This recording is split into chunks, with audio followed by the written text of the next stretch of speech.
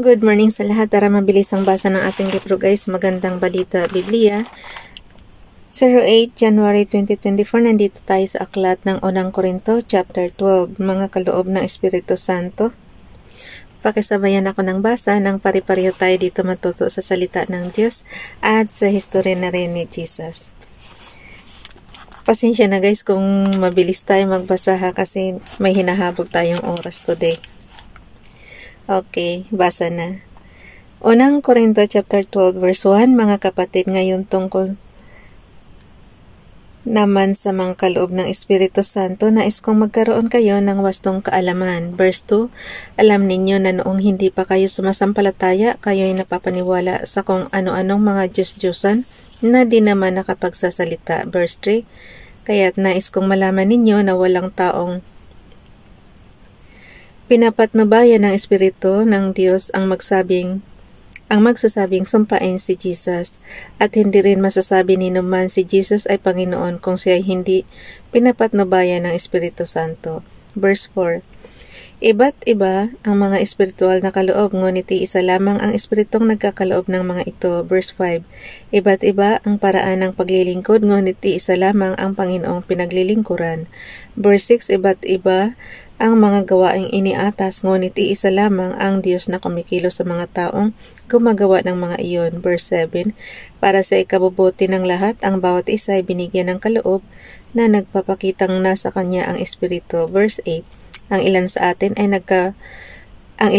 ay napagkalooban ng kakayahang magsalita ng mensahe ng karunungan, ang iba naman ay pinagkalooban ng katalinuhan, subalit isang espiritu ang nagkakaloob nito. Verse 9, ang espiritu ring iyon ang nagkakaloob sa iba ng pananampalataya sa Diyos, at sa iba'y ang kapangyarihang magpagaling sa mga may sakit. Verse 10,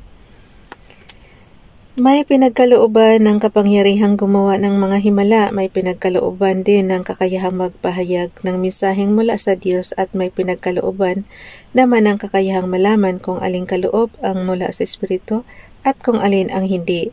May pinagkalooban ng kakayahang magsalita sa iba't ibang mga wika, at sa iba naman ay ang magpaliwanag ng mga wikang iyon. Verse 11, ngunit isang espiritu lamang ang gumagawa ng lahat ng ito at namamahagi ng iba't ibang kaloob sa bawat isa ayon sa kanyang ipinasya. Gusto ko yung kapangyarihang magpagaling sa mga may sakit. Yung verse 9 pa. Yun ang gusto ko. Kung papipiliin ka yung espiritu na nagkakaloob. Okay, dito na tayo sa Unang Korinto chapter 2. Opinion ko lang yun ha. Wala namang masama kung ano yung gusto natin, di ba?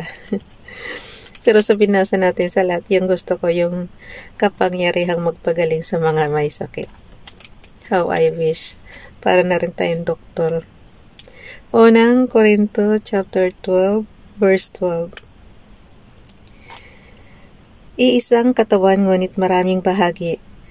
Unang Korinto chapter 12 verse 12, si Kristo ay tulad ng isang katawan na may maraming bahagi, kahit na binubuo ng iba't ibang bahagi, ito ay nanatiling iisang katawan. Verse 13, maging Hudyo o Hentil, alipin man o malaya, tayong lahat ay binautismuhan sa iisang espiritu upang maging isang katawan. Tayong lahat ay pinainom sa iisang espiritu. Verse 14, ang katawan ay binubuo ng maraming bahagi at hindi nag-iisang bahagi lamang. Verse 15, kung sasabihin ng paa, hindi ako kamay, kaya't hindi ako bahagi ng katawan, hindi na nga ba ito bahagi ng katawan? Verse 16, kung sasabihin ng tainga, hindi ako mata, kaya't hindi ako bahagi ng katawan, hindi na nga ba ito bahagi ng katawan? Verse 17, kung puro mata lamang ang buong katawan, paano ito makakarinig? Kung puro tainga lamang ang buong katawan, paano ito makakaamoy? Verse 18, sabalit inilagay ng Diyos ang bawat bahagi ng katawan ayon sa kanyang kalooban. Verse 19, kung ang lahat ng bahagi ay pare-pareho, hindi iyan maituturing na katawan. Verse 20, ngunit ang totoo ay marami ang mga bahagi, ngunit iisa lamang ang katawan. Verse 21, hindi rin naman masasabi ng mata sa kamay, hindi kita kailangan, ni ang ulo hindi kita kailangan ni ng ulo sa mga paa, hindi ko kayo kailangan. Verse 22, sa katunayan, ang mga bahaging parang mahihina ang siya pangang kailangan. Verse 23, ang mga bahagi ng katawan na inaakala nating hindi gaanong kapuri-puri ay pinag-uukulan ng higit na pagpapahalaga. Ang mga bahaging hindi likas na maganda ang siya nating higit na pahalagahan. Unang Korinto chapter 12 verse 24.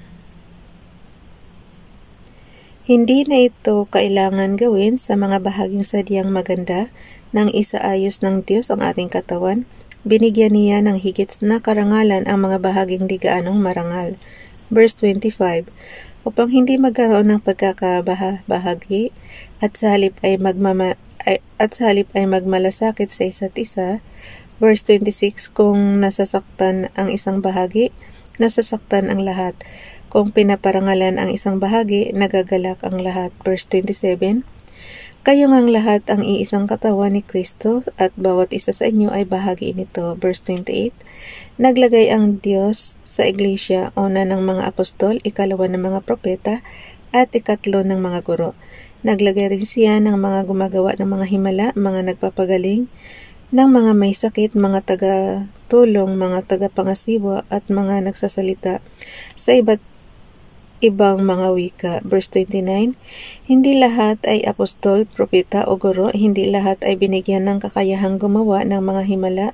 Verse 30, magpagaling ng mga may sakit, magsalita sa iba't ibang mga wika, o magpaliwanag ng mga wikang ito. Verse 31, kaya't buong sikap ninyong hangarin ang kaloob na mas dakila at ngayon ituturo ko sa inyo ang walang katulad sa lahat. Bukas na itong chapter 13 guys. Bye everyone. God bless.